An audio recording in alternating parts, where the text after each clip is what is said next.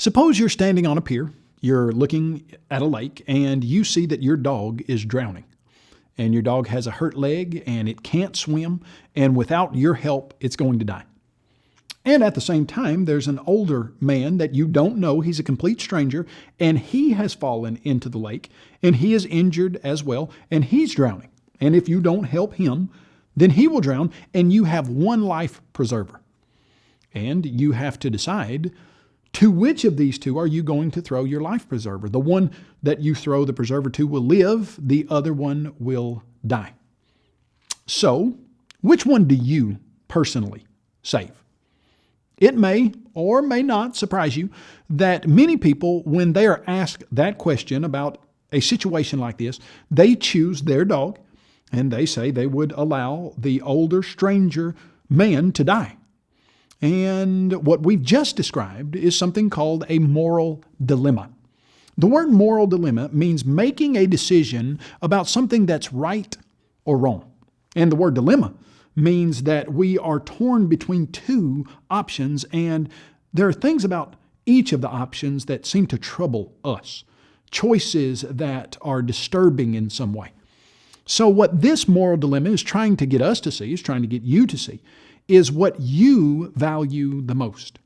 Do you value the life of your own dog more than you value the life of a strange human older man? Maybe what we really need to ask is, which of these two does God value more? Because as humans created by God, our values should be the same as God's values. Therefore, if we can determine if God values one of these more than the other, then our question will be answered. And the truth is, God has told us exactly which life He values the most. After the flood that He sent that covered the whole world, He gave Noah's family permission to kill and eat every kind of animal in the world. And that would include all the kinds like dogs and cats and pigs and horses and guinea pigs and hamsters and parakeets and rabbits and sugar gliders. And God said to Noah, "Every moving thing that lives shall be food for you. I have given you all things, even as the green herb." In the New Testament, God repeated this idea. And He said that after Jesus came to earth, some people would be teaching false and incorrect ideas that certain animals were unclean, and that you should abstain from eating animals or those unclean animals. But God insisted that every creature of God is good, and nothing is to be refused if it is received with thanksgiving. It may seem odd to you that God says it's fine to eat dogs. That may be disgusting to you. Since many of us have dogs as pets, we might think that dogs are pets, not food. But having a dog as a pet is a cultural idea.